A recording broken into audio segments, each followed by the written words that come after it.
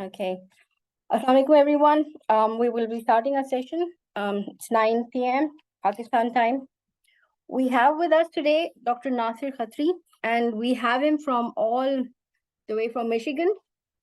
And let me give you a brief introduction about him. He's an anesthesiologist and an interventional pain physician from the US. He has done his residency training in anesthesiology at the University of North Carolina and fellowship training in advanced interventional pain medicine at the University of Kansas.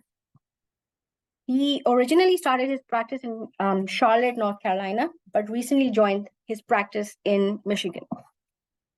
And his area of expertise include neuromodulation and minimally invasive spine techniques.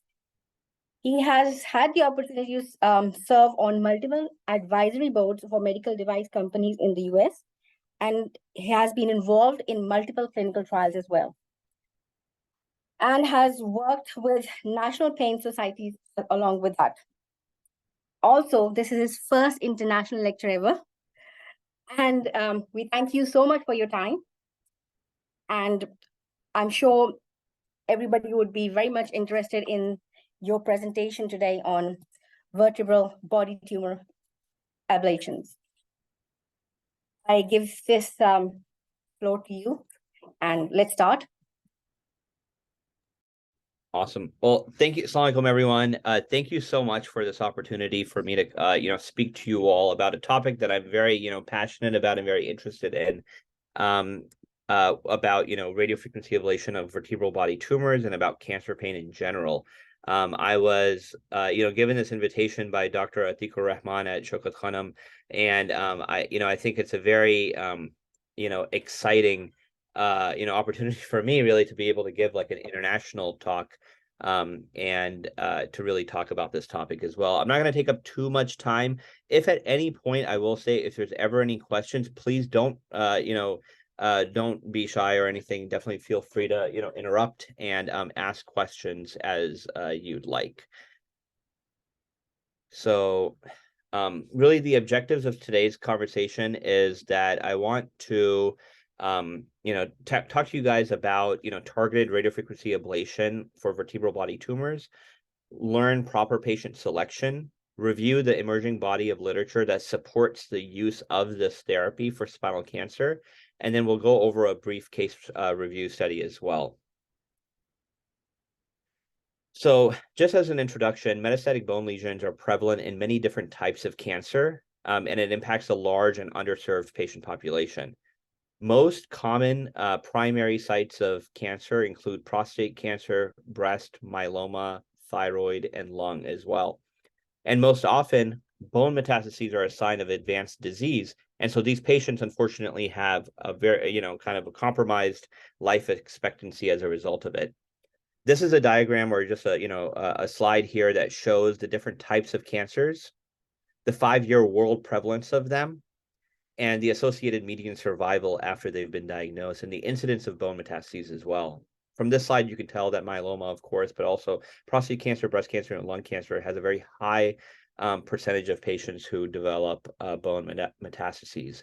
And especially in lung cancer itself, and I had a patient actually, very unfortunately, who had this, where they had bone metastases after lung cancer, and they have a very shortened median survival as well of, unfortunately, 6 months. Spinal tumors are painful. About 1.9 million new cancer cases are expected to be diagnosed in the United States in 2023. 36% of all cancer patients develop spinal metastases, and about 10 to 23% of those who do develop those spinal mets are actually symptomatic. Interestingly, 86% of spinal metastases involve greater than 1 level. So the question kind of naturally becomes, in patients who do have back pain after sustaining a spinal, metastasis, especially if it's a vertebral body tumor, what exactly is the etiology of their pain? And it can really be broken up into X-ray to the lobby. Sorry. X-ray to the lobby, please. It can be broken up into 2 different, ways to think about it. One is the mechanical pain, right? This is related to fracture-related instability. even if patients don't have a complete collapse or any significant collapse of the vertebral body itself, the tumor that's within this vertebral body can cause these kind of micro fractures that then cause a bit of instability and then cause that nociceptive pain. The other side of this is the biological pain, right? There's stretching and irritation of the periosteum, which is secondary to tumor growth. Tumors can grow into surrounding tissue and nerves as well.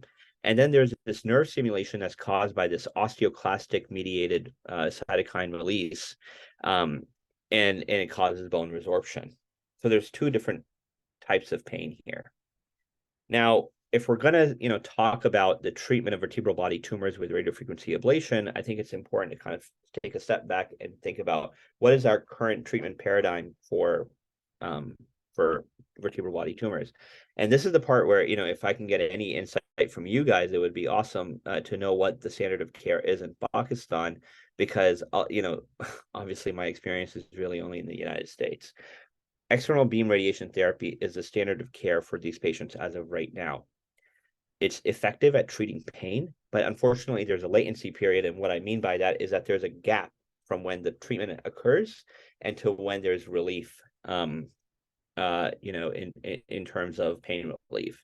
And it does unfortunately require interruption of chemotherapy as well, which can be, problematic. Now, there is stereotactic body radiation therapy as well. This actually requires mapping and everything, and which requires the patient to be immobilized for a period of time. It does result in faster pain relief as compared to external beam radiation therapy, but it is associated with a higher risk of subsequent fracture as well. Of course, there are surgical interventions as well for the treatment of bone metastases, and it is the standard of care for patients who have neurologic deficits or if they have significant instability requiring stabilization or corpectomy.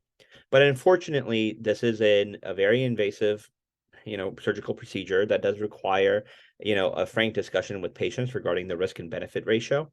And many stage 4 cancer patients are actually not surgical candidates. I think this is where targeted radiofrequency ablation can be a really good therapy for patients because it provides acute pain relief. It does not require interruption of chemotherapy. Actually, it can be complementary to traditional radiation therapy, as it can shrink the tumor size to allow for a decreased radiation dose. So another thing to talk about with radiofrequency ablation is that this is a technology that's actually widespread in cancer treatment in many other areas of the body. And it works quite well in liver, prostate, osteoid, osteomas, lung cancer, and kidney cancer as well. And so, with the use of it in vertebral body tumors, it actually is it's really a relatively novel use of a technology that's kind of been tried and tested in a variety of different, primary tumor sites. Historically, if you were to look at, prior to the past 10 years, there's a lot of limitations to the utilization of radiofrequency in spinal tumors. And these were often limited because of the technology that just existed, right? Previous devices were designed for soft tissue ablation. There was limited access and navigation in bone, especially with the unique anatomy of the spine. So you need to be able to kind of target this device to really where the tumor is. And unfortunately, previously, there was a lack of a coaxial lumen to allow for injection of cement. So if you were to, do a stabilization procedure afterwards, like a vertebroplasty or kyphoplasty, it just wasn't possible historically. Thankfully, now there's multiple products that are available for targeted radiofrequency ablation of spinal tumors. I don't want to talk about any one particular therapy just because, there's a lot of different technologies that are out now, thankfully. Even the practice that I'm at now uses a different one that I used historically when I was in North Carolina, or before that when I was in Kansas and different places. But the theme is the same, which is that it allows for access and navigation in the spine that's feasible with, a steering capability. There's a controlled delivery of radiofrequency energy with constant feedback for the temperature to ensure that, that there's a margin of safety with, the ablation. And then, of course, there's a tumor debulking itself. And these, this allows for for the tumor itself to actually be debulked and to be decreased in size. This is one example of a therapy in the United States. It's called osteocool through a company called Medtronic, in which there's a biparticular approach into the vertebral body, and there's a bipolar radiofrequency lesion that's created inside of the vertebral body to ablate the tumor, while at the same time, monitoring the temperature, making sure that there's, again, margin of safety and that we're not, extending past any of the critical, X-ray margins. to the lobby. X-ray to the lobby, please. So the treatment goal, regardless of the therapy or the technology that you use, is the same: rapid and lasting pain relief, debulk and decompress, stabilize, minimize bone destruction, destroy nerve endings, decrease neurostimulating cytokines, and then local control of the tumor. The 2014 National Comprehensive Cancer Network guidelines are really our, mainstay of how we're looking at, treating these cancer patients in the United States and probably internationally as well. And it provides a good, basis by which we should kind of, look at the different therapies that we offer patients. The principles of cancer pain management are on the left, and this kind of shows how targeted tumor ablation actually supports those principles. So whether that's pain management to, improve quality of life, safety of the procedure, and the prevention of expected analgesic side effects, what you see with targeted tumor ablation is that it provides clinically significant pain relief, which we'll get to in a bit through some clinical trials that have been done. It's a safe and effective treatment option. And over 50% of those treated with targeted radiofrequency ablation have a decreased usage of pain medications as well. And this is important, especially in patients who are, cancer patients and who often are on high doses of opioids. In addition, cancer pain is often treated with opioids. And so, these interventions are meant to complement the management of that. And so it's even within the guidelines of the National Comprehensive Cancer Network to consider radiofrequency ablation in order to treat local bone pain in cancer. Housekeeping to the clinic, please. Housekeeping to the clinic. Is targeted radiofrequency ablation of spinal tumors effective in relieving acute pain? I want to review some of the clinical data that we have. Back in 2020, and some of this is kind of a little bit dated now. It's within the past 10 years or so, but there's a lot of prospective studies done here in the United States that were multi-center, prospective, randomized controlled trials, or if they weren't randomized controlled trials, they were at least, single arm trials, looking at the amount of pain relief that these patients got. And what they found was that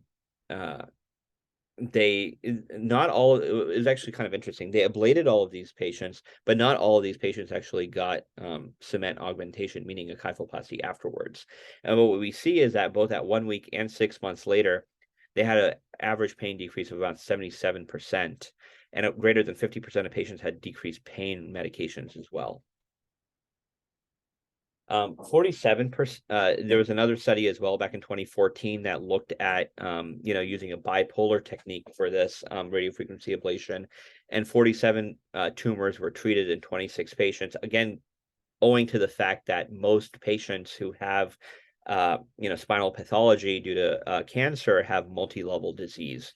And some of them had undergone prior radiation therapy, some had not, and there was a variety of primary cancer types as well. And at 1 week, we found a significant decrease in the amount of patients who had, a significant amount of pain relief. More than 50% of patients reduced their pain medication usage, and thankfully, there were no major complications reported as well. The most common complication that you'll see in these patients is going to be some post-procedure related pain or a lack of effective pain control. But thankfully, that's not very common. There's another, there was a meta-analysis of 11 individual prospective, trials comparing the effectiveness of palliative, single and multi-fraction radiotherapy. And this is actually, this doesn't have anything to do specifically with, radiofrequency ablation. But what I think is an interesting thing to point out from this study is that what it kind of laid the foundation for the fact that multi-fraction therapy is safe, and that it provides equivalent pain relief, but that if you do multi-fraction therapy, you actually have a decreased risk of needing retreatment as well. And that was interesting to consider, especially in light of the fact that then if you incorporate these smaller doses of radiation therapy, you may be able to kind of complement that with radiofrequency ablation. Before I go kind of any further, Can I ask a question, please? Please. Can you tell us about monopolar versus bipolar radiofrequency ablation efficacy? Because you mentioned about the procedure-related pain is more with the monopolar, less pain with the bipolar radiofrequency. But as far as efficacy is concerned, because we don't have mostly bipolar. Gotcha. Yeah. So great question. And maybe I misspoke, but post-procedural pain is going to be the same, really, between the two. You could even make an argument you might have a little bit more post-procedure related pain if you do bipolar lesion through a bipedicular approach, because you're accessing both sites, right? On each side. So I would not say that there's really any significant difference in procedural related pain. In terms of efficacy, there's no convincing study at this point that says that a bipolar lesion is any better or than a monopolar lesion. So I would say, so long as you're employing the therapy in general, whether it's a monopolar lesion or a bipolar lesion, they're both the same. The argument to be made is that you get a bigger lesion size, of course, with the bipolar technique as compared to the monopolar.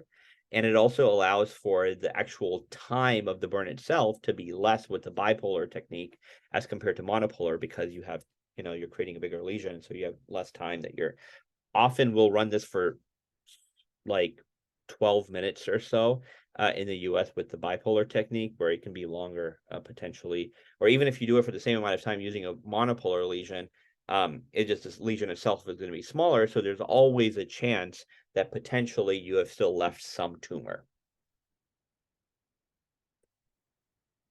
Does that kind of answer the question?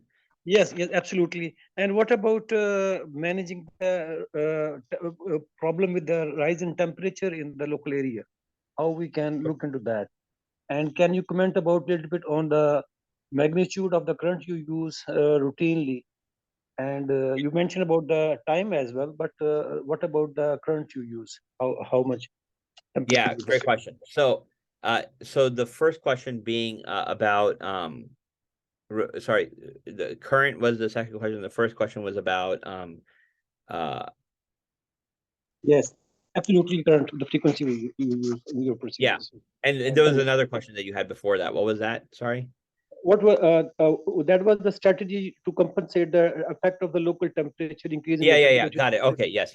Okay, so with the technologies that we use in the United States, and I this is why I'm very curious how it works in other places, is that there's a built-in thermostat, basically a temperature gauge probe that's in the device itself. So it's constantly measuring the temperature, not just at the level of the ablation itself, but also a few millimeters back as well. So you always have a sense of what not just the active burn location temperature is, but outside of it as well. And then it creates this zone, basically, such that you won't expand past that with the burn. And that's how you maintain the margin of safety.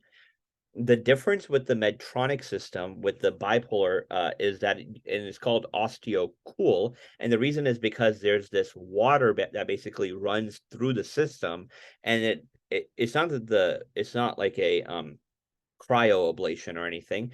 It's still a radiofrequency ablation that causes a thermal burn. The difference is that it constantly is cooling the tip of the probe, so that it's not charring, to allow for a greater ablation zone to be formed. So it's just built in there as well. In terms of the current that I use, I'm going to be totally honest with you. These are just preset things in our system, so I just go with whatever is already preset in our in the machine itself, and it's pretty standard. Okay, thank you very much. Thank you. Yeah, no problem. Any other questions?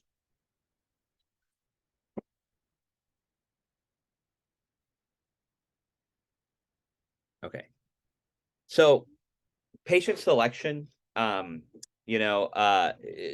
key thing that I want to have as a takeaway from this is that, patient selection is key for this, right? So your optimal patients are going to be radioresistant tumors, persistent and or recurrent pain after radiation therapy, posterior vertebral body metastatic tumors, people who have reached their maximum radiation dose limit, focal pain and symptoms that are preventing palliative radiation, people who cannot undergo other palliative treatments due to concurrent systemic treatment, and if myelosuppression is of concern.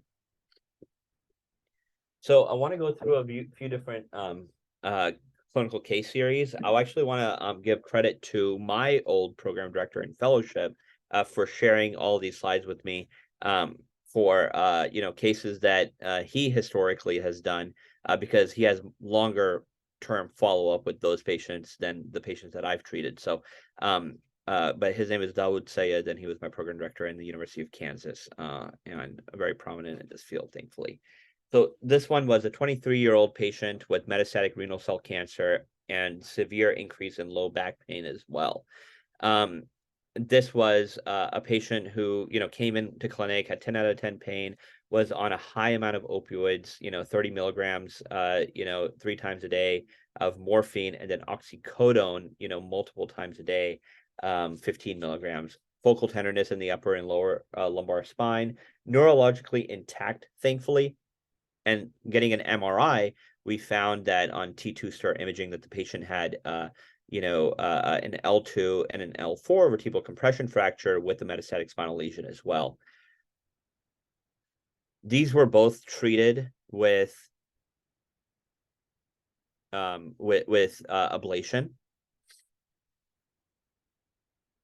and thankfully at 24-hour follow-up, pain went down to 8 out of 10, some of that owing to the procedure-related pain. 48-hour follow-up, patient went down even more, and then we were able to discontinue the amount of breakthrough oxycodone that they were on, and then they were completely off of opioids, 2-week follow-up, and on 4 out of 10 pain, which, given the fact that these patients have, very end-stage cancer, unfortunately, many of them, the fact that they're off of opioids completely and are at 4 out of 10 pain, which is still mild to moderate in nature, is a pretty good, success story. Okay.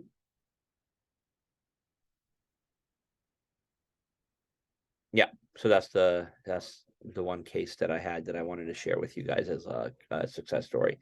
Some other cases as well that I can definitely talk about. So yeah, let me be able to see you guys.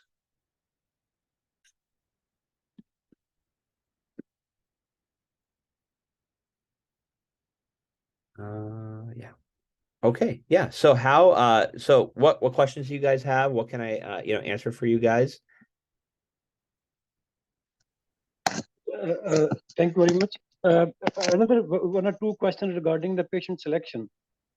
Please. One, I have actually I had recently I had to give a presentation on this topic.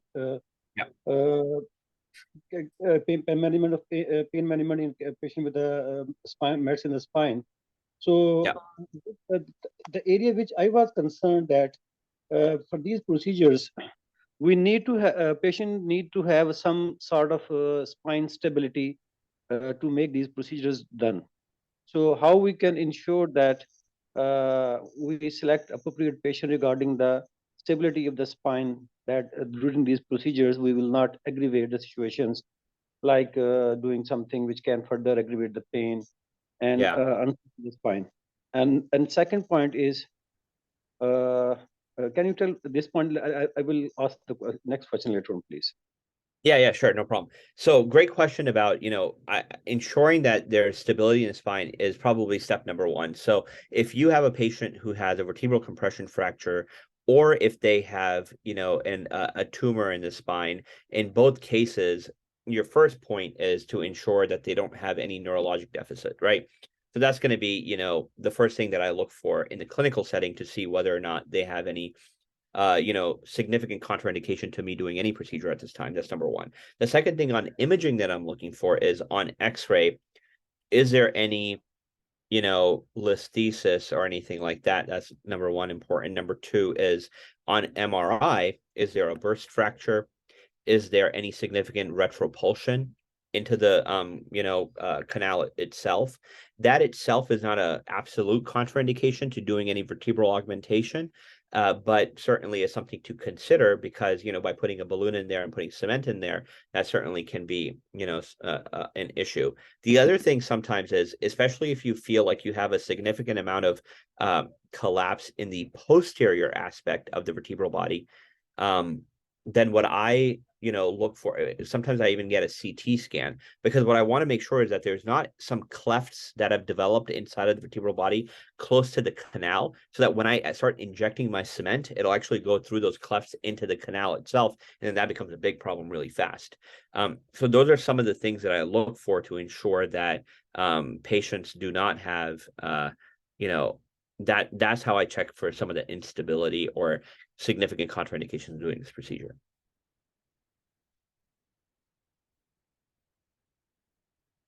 Does that kind of answer the question? Yes, absolutely. The second point is looking at the data. Majority of the people were mentioning that one should look into the life expectancy. Although I don't believe in that when we are looking for the pain management, life expectancy should not be considered at that time. But in your practice, what you do?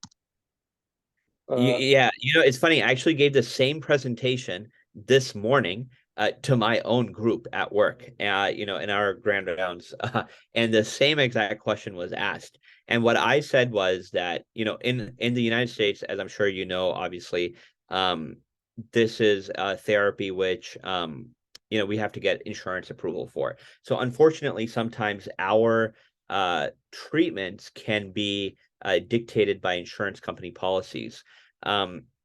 That being said, I'll give you, my answer, which is that I don't think that this therapy or any therapy should be limited in patients just because of their life expectancy.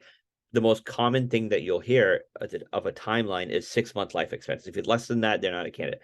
I don't think so. I mean, if you think of someone in their last 6 months of life and they're in significant amount of pain, and you have a procedure that allows them to have an improved quality of life, I don't see any rational argument for why they shouldn't be allowed that therapy, So I don't consider life expectancy in my calculus for treating these patients with this therapy.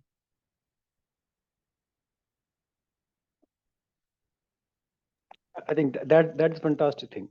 I think that's the thing we should take into. Like then we are looking for the management of the pain. Life expenses should not be considered. Thank you for Yeah, I completely agree. Yeah. The only thing in America, unfortunately, we have to deal with is insurance companies who may give us some pushback, unfortunately, as a result of it. That being said, I think even in America, then we just fight with the insurance company and say, like, that's, kind of almost, you would even argue, unethical to do, to, deny people. This becomes a problem for us too with intrathecal pumps. In fact, actually, the only time I have seen it be a problem is with intrathecal pumps in cancer patients, and the whole 6-month thing. That was the first time I ever heard of that. But yeah, there's a question from Dr. Memoona actually, there are two questions. two questions actually. From Dr. Sadaf Mushtaq, Yes. who says that how does one confirm the placement of tumor site while doing the ablation? Okay, that's a really good question. So most often the tumor is going to be in the center of the vertebral body. And this is all why it's really important to do preoperative mapping as well, looking at the MRI and knowing exactly where the tumor is that you're going for.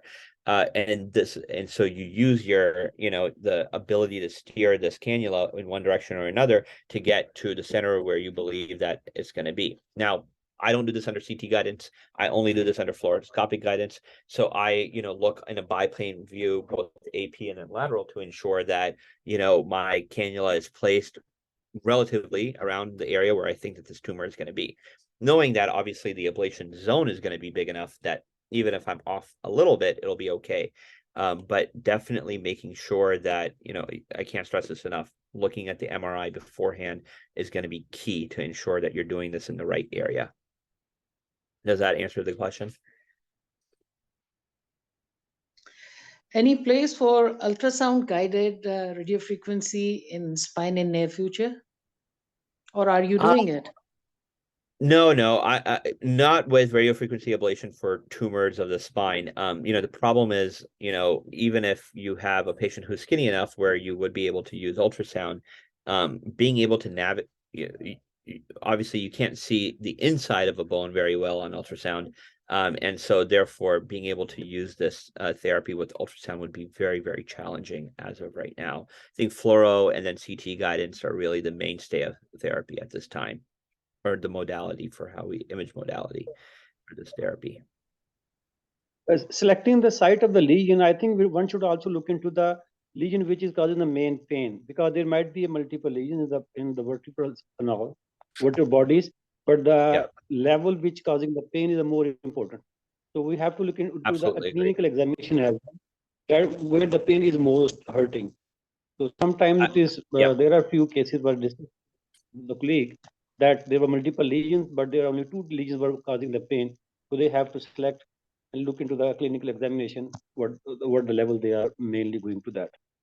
Exactly. So, about 86% of patients who have a spinal metastasis have more than one level, right? So more often than not, when you see a patient in clinic, they're going to have more than one lesion, just like that lady that I presented had, an L2 and L4. The one caution that I'll make is that if someone has a lesion at L2 and at L3, it's going to be hard to be able to tell which of those two is really the one that's causing the most amount of pain, because they're right next to each other. And, even our physical exam isn't necessarily all that amazing. Even if you were to just, kind of press and you're confident you're pressing on L2 and then that hurts, but you press on L3, it doesn't hurt. If both of them have a lesion, the argument to treat both of the lesions instead of only one of the lesions is that if you ablate one of them and then you put in a balloon and then you stabilize that level, there is potentially an increased risk, and the data is mixed on this, but it is something worth considering, that you could increase the risk of that other level actually fracturing more. And this is something that's been, talked about previously just with vertebroplasty and with kyphoplasty in general. So it is something to just consider and think about. But I 100% agree with you, Dr. Ali, that clinical examination is key, and that we should really, be ensuring that we're treating the right level. Another question about what's the typical learning curve for this modality, and a question about the definition of spine instability as well. Spine instability, I think we kind of already talked about that.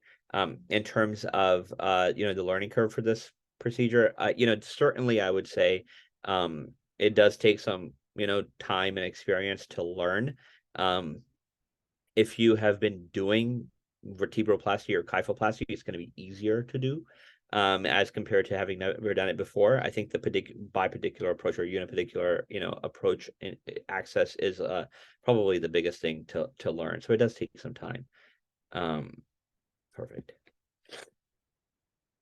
Other questions? Thank you. Yes, please go ahead. Nasir, it's Ateeq here. Thank you very much for your time. Of course. I just have 2 questions for you. Just Please. a quickie one. What temperature generally you aim for, like for creating these lesions? So that's the first one.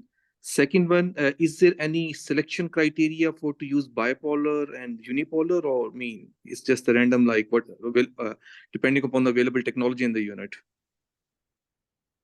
So the temperature is 80 degrees centigrade, and the which modality to use, it really is just dependent upon which one you have available in your center. So when I was in Kansas, the only one that we had actually available both of them.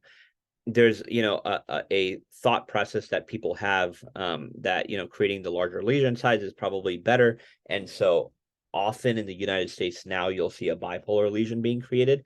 But that doesn't necessarily always have to be the case. So there's that. Does that answer the question? Yeah, that's very clear. There are 2 more questions in the chat box, if you can answer them, please. Any role of cooled radiofrequency? Yes. So that cooled radiofrequency is the one that OsteoCool by a company called Medtronic uses. And so that is the one that is a bipolar lesion. It creates a large lesion size. And again, the cooled radiofrequency, as I'm sure many of you probably know, is not the fact that it is a cooled procedure. You still, in the United States, but there's a entity called the Centers for Medicare and Medicaid Services, and they really are kind of set the standard for what, you know, we can and cannot do and things like that. And one of the definitions of radiofrequency ablation is that you have to reach a minimum of 80 degrees centigrade in order to qualify that procedure as a radiofrequency procedure, ablation, as a radiofrequency ablation. So cooled radiofrequency ablation still achieves 80 degrees centigrade. The reason why it's cooled is because the tip of the probe itself is constantly being cooled down by water to ensure that the tip doesn't char, or that the end of the lesion doesn't char, because if it chars, then it can't create a ablation zone past the char. But if it only heats up and doesn't char, then at that point you're okay with you're creating a larger lesion size. So that's the kind of the theory of the technology, behind cooled radiofrequency. And so, yeah, absolutely, it has a role. In fact, actually, it has a huge role. Which specific type of equipment are you currently using? This is Dr. Wasim from the UK. Awesome. So I am using,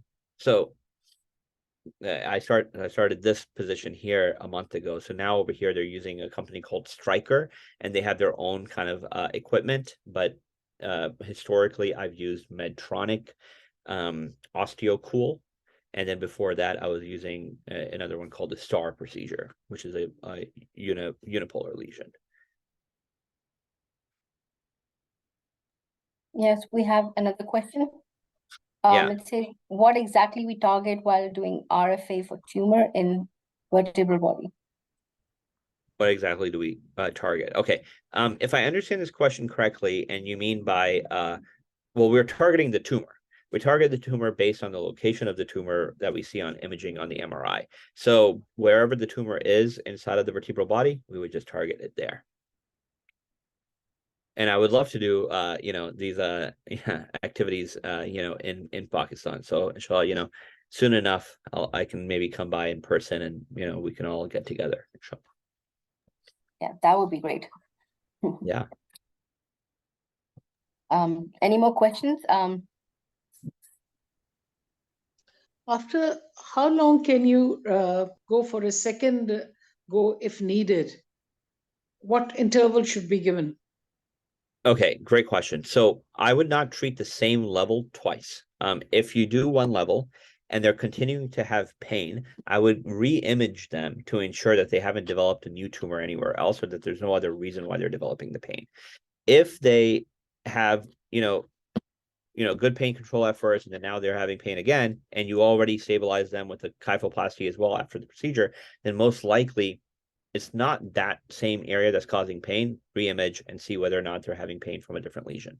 If they never had good pain relief in the first place, and that can happen in a subset of patients, maybe you could argue 5 to 10% of patients or so, and you ablated them, you're confident about the ablation, you did a kyphoplasty, there's no point in doing another ablation. At that point, then perhaps their pain is being less caused by the micro instability of the vertebral body itself, and maybe they're being caused pain is being caused by some of the the facet joints. And so I would probably treat that with some facet directed therapies at that point. Kyphoplasty is necessary after this procedure, or is it prior to this procedure? So it's after the procedure. It's not necessary. Actually, originally what they were doing was that they would just do the ablation and they would not do a kyphoplasty afterwards.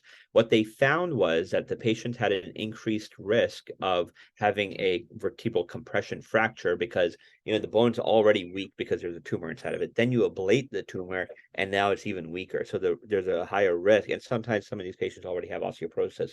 And so there's just a higher risk that you can have a compression fracture. So it's best practice now here in the United States to do a kyphoplasty or a vertebroplasty at the same time that you do this ablation. You do the ablation first, and then you do the kyphoplasty. Yeah.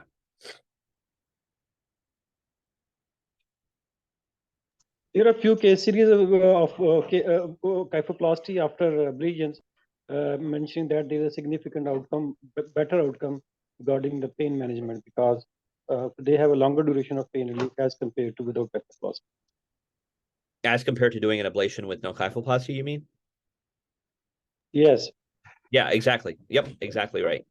That's correct. Exactly.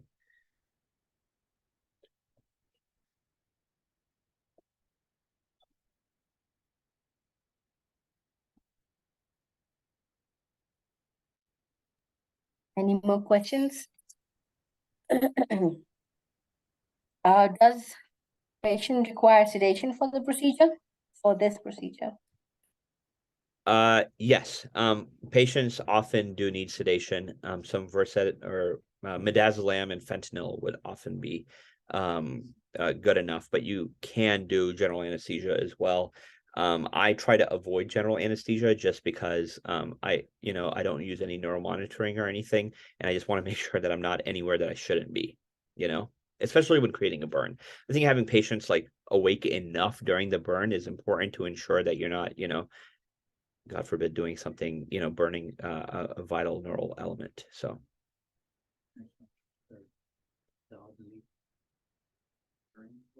Thank you.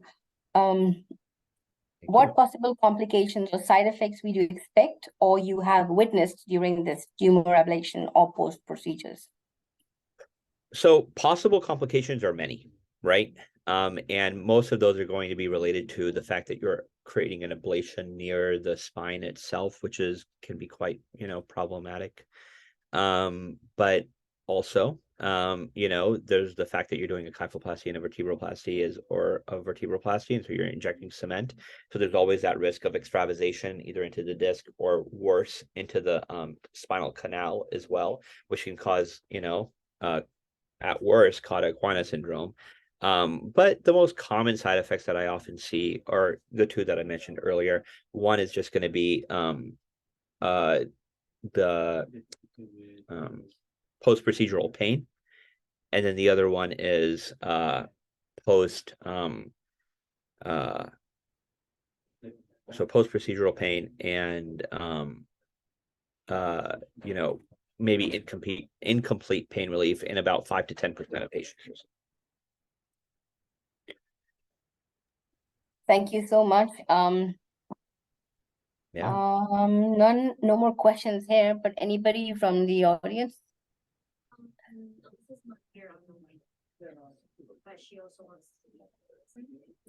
Perfect. Well, thank you again. Thank you very much for your time. Wonderful Yes. talk. Thank you very much. It was a wonderful talk. Absolutely. so If you guys much, are ever Dr. here in the US, please, definitely let me know. Maybe the meeting organizers can send everyone my contact information. So if you have any email questions or anything, feel free to email, call, text, whatever. I'm happy to kind of talk to everyone. So Wonderful. Thank you so Okay. much. Thank you so much. Thank you so much, everyone. Thank you for your time, Take- and you have a great day ahead. You too. All right. Take care. All right. Okay. Assalamualaikum. Thank you, Dr. Nasir. Allah Hafiz.